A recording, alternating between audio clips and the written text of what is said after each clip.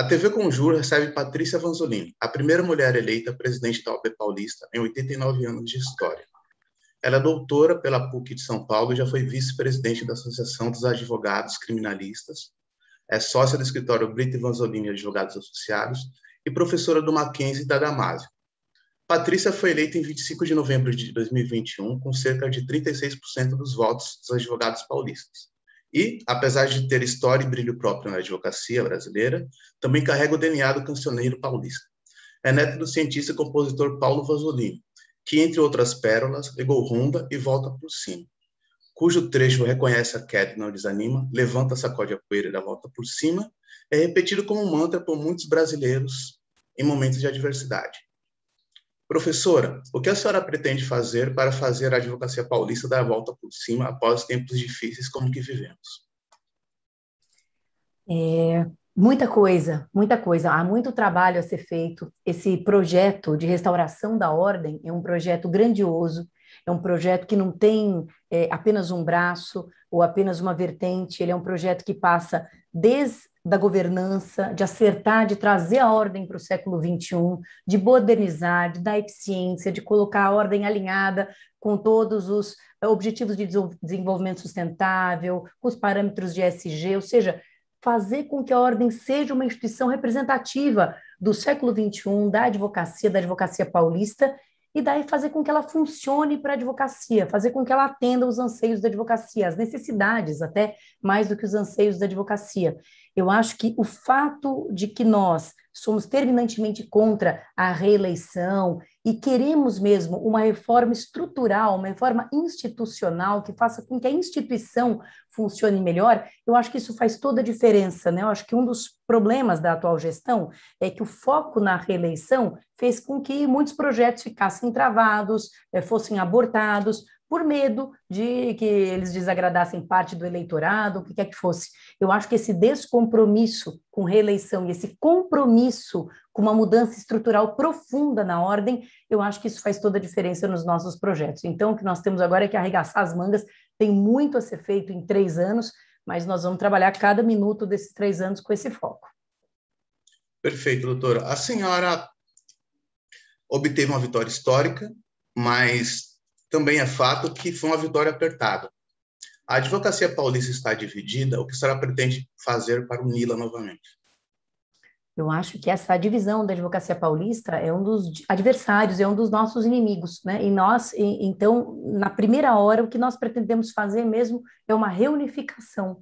Então, a partir de hoje, não existem mais chapas, não existe mais chapa 14, chapa 20, chapa 11, não existem mais cores, não existem mais adversários ou amigos políticos, aliados políticos. A classe é uma só, ela está debilitada, ela está pauperizada, ela tem muitos problemas e quaisquer divisões internas só nos enfraquecem. A situação já está difícil o suficiente para que nós dificultemos ainda mais criando divisionismos. Então, o que eu pretendo fazer na minha gestão é governar para todos e governar com todos. Quaisquer membros, inclusive da atual gestão, da gestão do presidente Caio Augusto, inclusive o próprio Caio Augusto, que queiram colaborar e contribuir, participar e fornecer e doar sua experiência para a atual gestão, serão muito bem-vindos. Quaisquer membros das outras chapas, idem, né?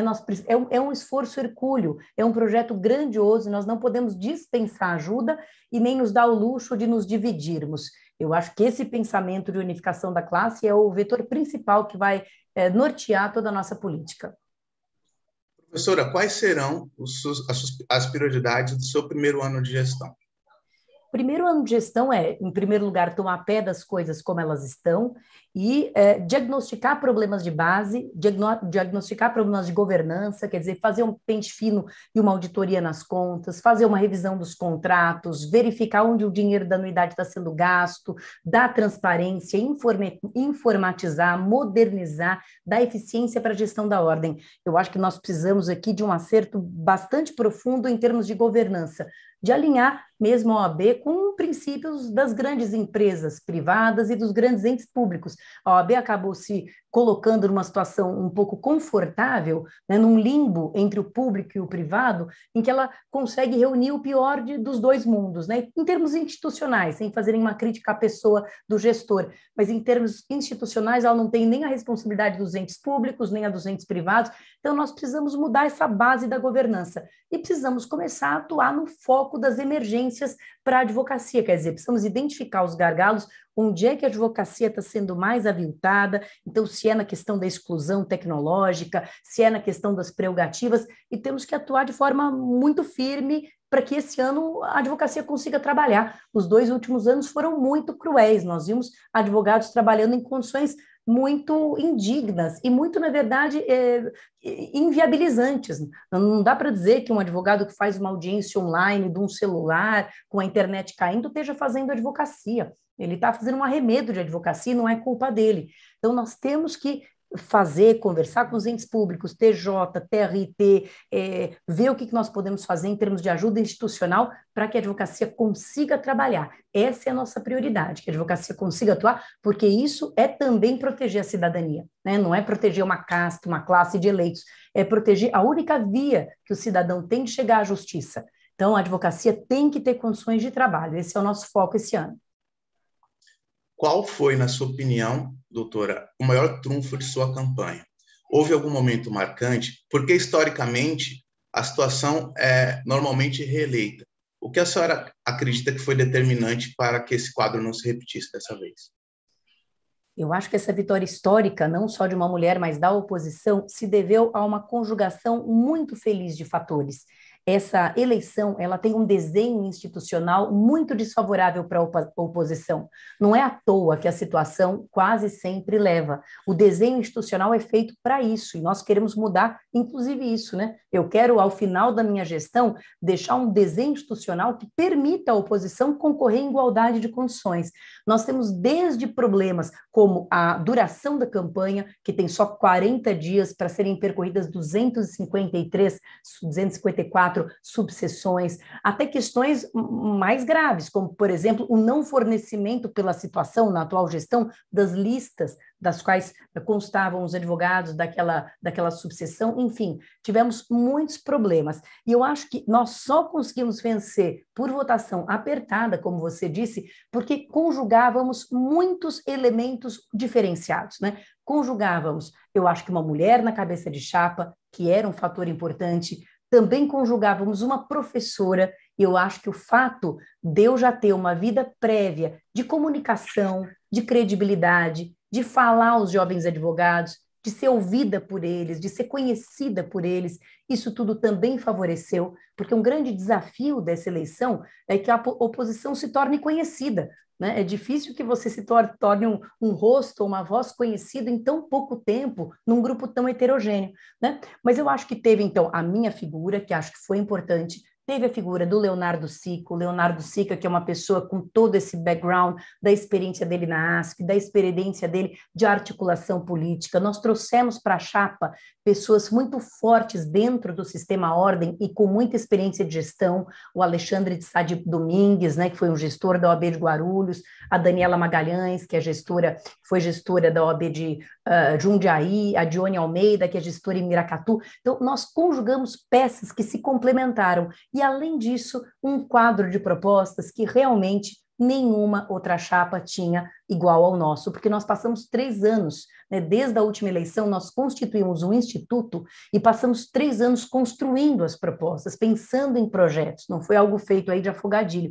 Então, sempre que nós apresentávamos em inúmeros escritórios que nós visitamos, a percepção era geral, era de que o nosso plano de gestão era muito superior ao das outras chapas, algumas das quais sequer apresentaram um plano de gestão.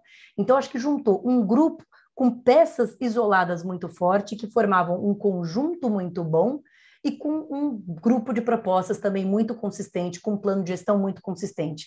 Eu acho que isso que fez a diferença, e isso me deixa muito feliz, porque eu acho que essas são as razões certas para se ganhar uma eleição, né? Tem jogo que a gente ganha, mas a gente ganha porque o adversário comeu bola, fez gol contra, né?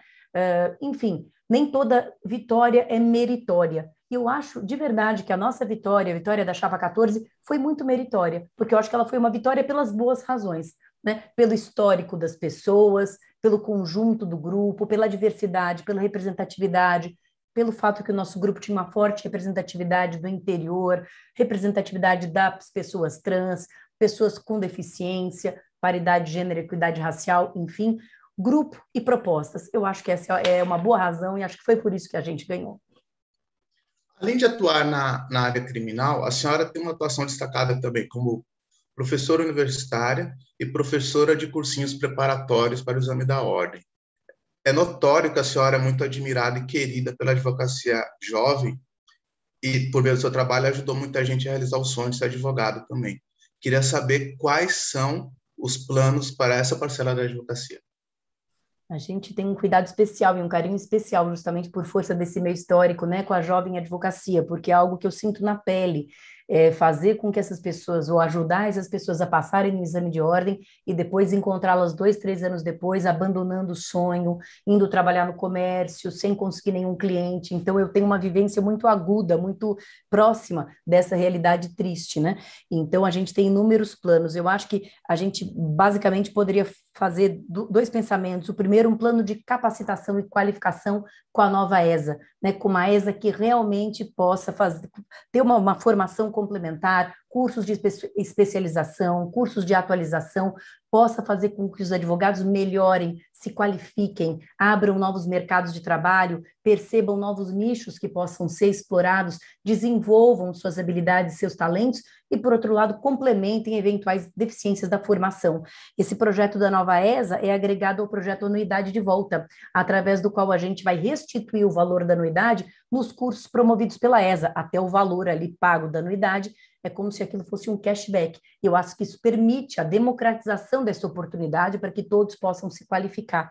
E um segundo projeto que é focado especificamente na jovem advocacia é o projeto de parceria com o Sebrae de incubadora de escritório, né? Que é como se fosse uma mentoria de empreendedorismo jurídico, a ensinar aquele advogado que quer ser empreendedor, que não quer entrar numa empresa, que não quer entrar numa sociedade já constituída, mas que queira criar sua sociedade de advogados, como fazer, como analisar mercado, como contratar um contador, como recolher tributo, enfim, como constituir um empreendimento jurídico, uma sociedade de advogados. Acho que esses 2 projetos, esses 3, na verdade, que se complementam, Nova ESA, Anuidade de Volta e Incubadora de Escritórios, são os 3 projetos, talvez assim, mais focados na jovem advocacia. Tem um quarto projeto também que eu gosto muito, que não se confunde com esse projeto da ESA, que é uma qualificação mais aprofundada, que é o Oficina da Advocacia. O Oficina da Advocacia. No Oficina da Advocacia, assim que a pessoa passa e pega a carteira, ela vai ter um curso de acolhimento. E eu acho isso muito importante até para que a pessoa se situe.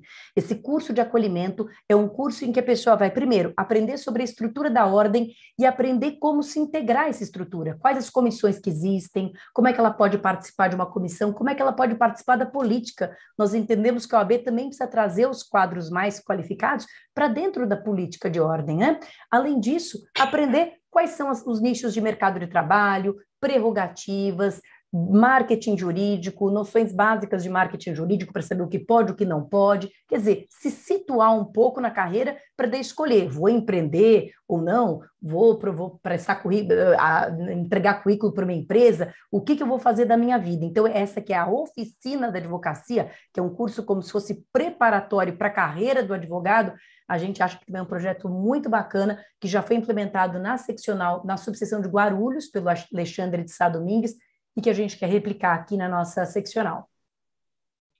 Doutora, a senhora pretende estudar, incorporar alguma proposta de um adversário dessa eleição? Tem alguma proposta que lhe chamou a atenção?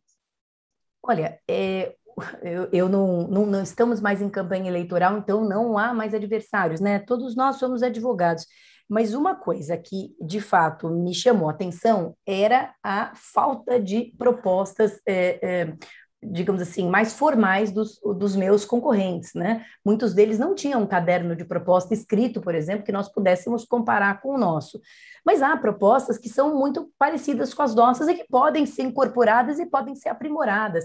né? Propostas relativas à representatividade racial, por exemplo, a criação de uma diretoria de representatividade racial. Nós achamos que é uma proposta interessante, que veio de uma outra chapa, propostas relativas à defesa de prerrogativas, que vieram também de uma outra chapa, que nós achamos que podem ser interessantes. Então, certamente, o trabalho agora vai ser um trabalho conjunto, um trabalho que não existem mais chapas ou adversários, e tudo que for interessante, útil para a advocacia, nós vamos incorporar, dando o respectivo crédito e chamando ali o pai da ideia para participar conosco. Não há nenhum tipo de vaidade ou né, de ciúmes em relação às boas ideias. Elas têm que ser de todos e para toda a advocacia. Doutora, o doutor Caio, ele tem forte presença no interior paulista. E durante a campanha muito se falou sobre esse distanciamento entre o advogado do interior do estado e o advogado que milita na capital. Queria saber como será a sua gestão para essa parcela da advocacia que está no interior e como a senhora pretende diminuir esse distanciamento que existe, se é que existe. Pois é, nós precisamos manter portas abertas, que é algo que essa gestão nem sempre fez, né? De fato, havia um discurso de proximidade, mas esse discurso não foi exatamente o que se viu na prática, tanto é que não houve essa adesão massiva, né, que ele esperava no interior. Então, a coisa ficou mais no nível do discurso, entendo, do que no nível da prática. Eu acho que é preciso ter interlocutores, é preciso ter portas abertas o tempo todo e é preciso ter uma gestão republicana, uma gestão que ouça as subseções, que apoie as subseções e que não faça das subseções um recurso de curral eleitoral ou de toma lá da cá político, né? E voltamos aí ao tema, então, da não reeleição.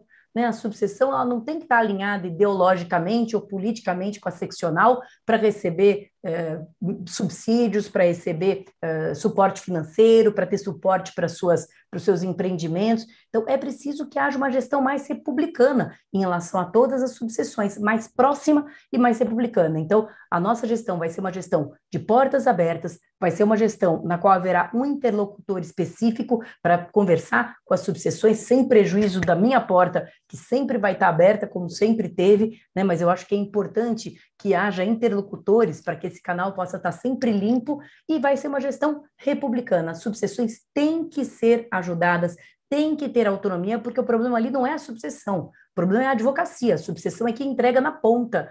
E nós precisamos fortalecer essa ponta para que as coisas sejam entregues, para que a advocacia tenha, de fato, né, sinta a presença da ordem na sua vida. Então, esse fortalecimento do vínculo da seccional com as subseções e o fortalecimento das subseções eu acho que fundamental, é uma prioridade para a gente. Além de todo o peso institucional que representar a advocacia paulista confere, a senhora tem o papel histórico de ser a primeira mulher a presidir a entidade. Eu gostaria de saber quais são os seus planos e projetos para atender a advocacia feminina. A gente entende que a OAB ela tem que atuar em duas frentes, basicamente. Primeiro, ela tem que ser exemplo, e depois ela tem que ser fomento. Como exemplo, a OAB tem que ter representatividade em todos os seus nichos, em todas as suas funções, em todas as suas operações. Então, uma primeira medida para representatividade é que nós tenhamos paridade de gênero não só no Conselho, na diretoria e no Conselho Federal, onde já é obrigatório, mas em todos os âmbitos. Então, que tenhamos paridade de gênero nas comissões, que tenhamos paridade de gênero nos eventos jurídicos, que tenhamos paridade de gênero na ESA, paridade de gênero nas indicações para o 5º Constitucional. Por exemplo, nós tivemos recentemente a indicação da lista sextupla para o 5º Constitucional, e de 6 indicados pela ordem, apenas uma era mulher. Isso não vai acontecer na minha gestão. Na minha gestão, qualquer indicação para o quíntuplo vai obedecer paridade de gênero, porque nós entendemos que essa paridade tem que chegar, inclusive, até os tribunais através da indicação pelo quinto. A primeira coisa é que a OAB ela tem que ser exemplo de paridade de gênero, de inclusão racial, de inclusão de portadoras de deficiência e população LGBTQIA+, enfim, de todos os tipos de inclusão. E depois a OAB tem que ser fomento, quer dizer, a OAB tem que promover que a sociedade civil, e aqui especificamente as sociedades de advogados e a advocacia de forma geral, também promovam a inclusão. Então, nós temos um programa que é um programa de auxílio ou de tutoria para que as sociedades de advogados implementem, respectivamente, nos seus âmbitos, programas de inclusão e paridade.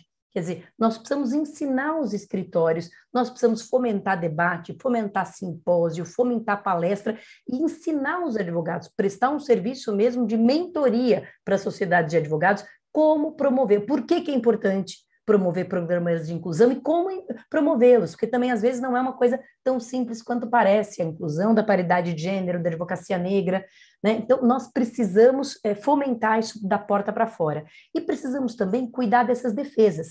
Então, por exemplo, a comissão de prerrogativas, ela tem que ter um letramento em racismo estrutural e em machismo estrutural, porque a comissão de prerrogativa ela tem que ser ensinada, nós precisamos ter, mais uma vez, letramento, alfabetização, ensino, nós precisamos ensinar para os advogados o que é o racismo estrutural e como identificá-lo, porque quando ali o membro da comissão de prerrogativa se deparar com uma violação de prerrogativa de um advogado ou de uma advogada negros e que tenha relação com racismo estrutural, ele tem que identificar essa fonte até para tomar eventuais medidas criminais, até para tomar outros encaminhamentos mais, enfim, mais intensos do que uma violação de prerrogativa sem esse viés teria. Então, eu entendo que a OAB, ela também tem um importante papel de educação, né? Porque todos nós precisamos ser educados, né? Machismo estrutural, racismo estrutural, isso tudo é, como o próprio nome indica, estrutural, está muito entranhado. E nós precisamos ser alfabetizados, letrados, ensinados. Eu acho que a OAB também tem esse papel de ensinar os seus próprios membros, a comissão de prerrogativas, de promover cursos sobre racismo estrutural, né, que os advogados possam fazer e assistir e compreender melhor essa questão. A OAB tem um papel muito, muito importante que pode ser muito ativo e será na nossa gestão. Doutora, em entrevista anterior à Conjur, a senhora falou da necessidade de aumentar a transparência na seccional polícia da OAB e citou um projeto de orçamento participativo. Eu gostaria que a senhora falasse um pouco mais sobre ele, como a senhora pretende implantá-lo. A gente pretende, em primeiro lugar, fazer com que o portal Transparência seja efetivamente transparente, seja claro, e a gente pretende fazer consultas públicas à advocacia das subseções e, eventualmente, para outros projetos da seccional, sobre quais são as necessidades da advocacia em relação ao destino do dinheiro da anuidade. Nós entendemos que é preciso, e hoje isso é possível de ser feito, inclusive por via informática, informatizada, né? Você fazer uma enquete, você fazer perguntas, você fazer debates, consultas públicas mesmo, a respeito da destinação do dinheiro naquela subseção. Eu dei esse exemplo até durante a campanha, que houve subseções que construíram durante a pandemia quadras de beach tênis, o que pode ser ótimo e pode ser exatamente o que a advocacia queria ali. Nós queremos recreação, estamos sem polos recreativos, não estou julgando o mérito, mas acho que a advocacia tem que ser ouvida quanto a isso, porque eventualmente talvez fosse preferível construir salas de cowork com computadores de ponta e internet também de boa velocidade, que os advogados pudessem usar para continuar trabalhando na pandemia. Talvez esse fosse um uso melhor da anuidade do advogado. Então, nós entendemos que é preciso criar canais de consulta para a advocacia das subseções a respeito das necessidades, dos desejos, dos anseios daquela subseção. E é preciso quebrar um pouco o paradigma, né? A questão, por exemplo, da utilização dos espaços físicos da casa dos advogados, hoje pode ter outro teor, né? Hoje a gente pode, discutindo, perceber que nós precisamos das casas do advogado, mas para outras finalidades, né? Nós precisamos transformá-las em locais de trabalho, porque muitos advogados estão sem nenhuma possibilidade de contratar um escritório, de pagar um aluguel e etc. Então, esse tipo de conversa, esse tipo de diálogo, eu acho que também tem que ser feito para que a OAB não fique desconectada da realidade, né? Então, eventualmente, se constrói uma casa ali do advogado com um auditório imenso. Hoje em dia não há mais eventos imensos, né? E talvez não haja por um bom tempo, mas talvez fosse melhor um lugar com pequenas estruturas de trabalho, pequenas baias, para que os advogados possam trabalhar ou estudar. Então, eu acho que a gente precisa quebrar um pouco paradigmas e conversar. Eu sou fã do conversando, a gente se entende. Eu acho que é nessa linha o nosso orçamento participativo. Em artigo publicado na Conjur, o doutor Antônio Cláudio Maris de Oliveira declarou voto na sua chapa e disse, entre outras coisas, que tanto a senhora como o seu vice, o Leonardo Sica, estão perfeitamente aptos para, abre aspas, executar uma administração que recoloque a ordem nos patamares de importância e de respeito dos quais não poderia ter sido retirada, fecha aspas. Ele também citou a ausência de protagonismo na gestão anterior. Na sua gestão, a OAB São Paulo vai participar ativamente do debate público brasileiro? Sob quais critérios, doutora? A OAB tem que participar primeiro do debate público relacionado à proteção da advocacia. E sempre que a gente fala de proteção da advocacia, é sempre importante saber que proteção da advocacia é proteção da cidadania. Então, o que a gente viu nessa gestão foi, em primeiro lugar, uma omissão com relação a todas as medidas de política e política pública que foram praticadas e perpetradas e que oneraram e que violaram prerrogativas da advocacia sem que a ordem tenha sido ouvida, sem que a ordem tenha sido firme e tenha se manifestado.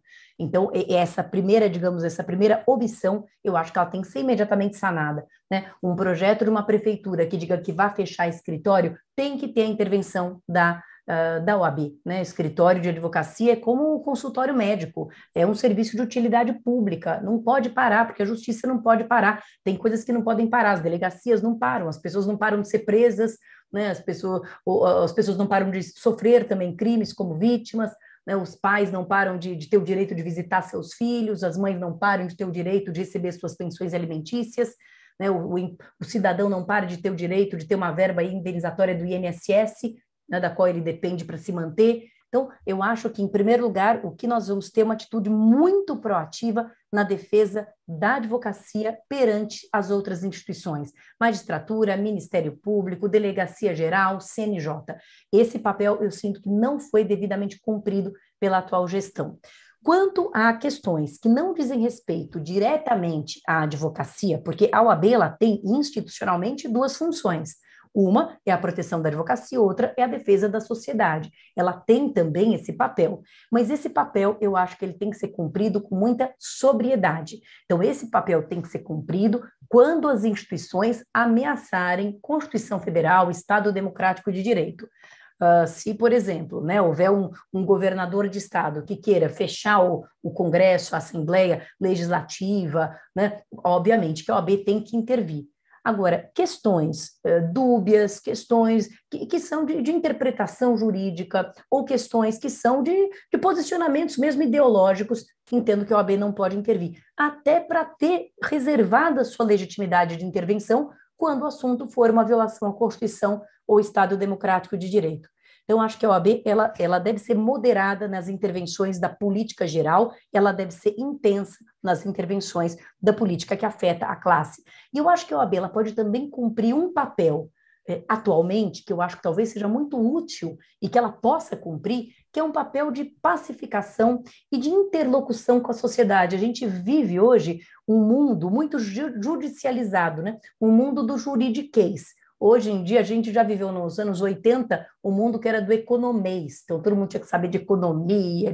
Hoje em dia, todo mundo parece que tem que saber de direito, todo mundo tem uma opinião sobre os ministros do Supremo, né? Os ministros do Supremo hoje são quase tão conhecidos quanto jogadores de futebol, todo mundo tem o seu ministro preferido, o seu ministro que detesta, o Supremo acertou, o Supremo errou. Eu acho que a OAB ela pode ter um papel de esclarecimento de determinadas questões, né? De esclarecimento da sociedade. Olha, a questão que o Supremo está decidindo é assim, existem duas posições defensáveis, né? Existem fundamentos jurídicos para uma, para outra, né? Nada disso é golpe ou é arbitrariedade, mas são posições defensáveis ou não são posições defensáveis, a posição correta é essa ou aquela. Mas eu acho que a OAB ela pode cumprir um papel de esclarecimento até da imprensa, de esclarecimento da opinião pública a respeito desses temas jurídicos nos quais nós vivemos imersos, e que, por serem desconhecidos, acabam sendo muito objeto, né, de fake news, enfim, a gente vê muita bobagem, falando francamente, muitas vezes até na mídia, bobagens jurídicas, né? Eu acho que a OAB pode ter um papel de correção, de instrução e de pacificação entre os atores sociais. Perfeito. Primeiro eu quero agradecer a senhora por nos atender no dia seguinte à vitória, sei que a agenda é corrida, e na entrevista anterior, eu perguntei para a senhora sobre qual legado que a senhora gostaria de deixar. E a senhora falou que o legado seria amparo. Além de amparo ao advogado, o que a advocacia paulista pode esperar da sua gestão? Qual a sua mensagem nesse começo de gestão da senhora?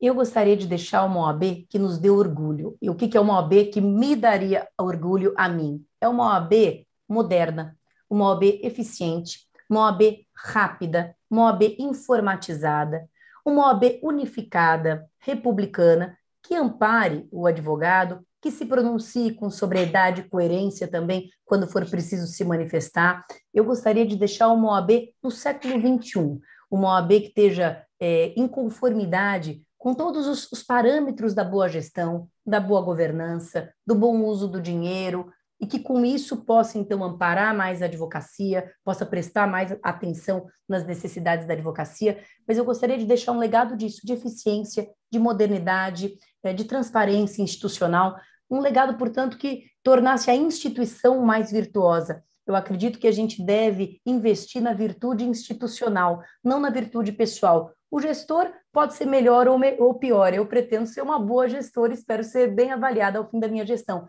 Mas eu acho que o mais importante é que as instituições sejam virtuosas, para que elas não dependam de pessoas, para que o desenho institucional seja um desenho virtuoso. Portanto, reforma política, abrir, democratizar a ordem, dar mais chance às chapas de oposição. Eu gostaria de deixar uma OAB mais moderna e mais republicana. Uma OAB que possa ter as glórias do passado, mas ter a cara do século XXI. Essa é a OAB que eu gostaria de deixar. Perfeito, maravilha, doutora. Conforme combinado, 39 minutos de entrevista, quase 40. Pontualidade britânica. Obrigada, Rafael. Obrigada a todos, toda a audiência aqui do Conjur, né? Uma das vias mais prestigiadas e mais, enfim, né? Melhores de comunicação jurídica aqui com a sociedade, com os interessados em temas jurídicos. Muito obrigada pelo espaço. Maravilha, doutora. Sucesso na nova gestão. Um abraço. Obrigada.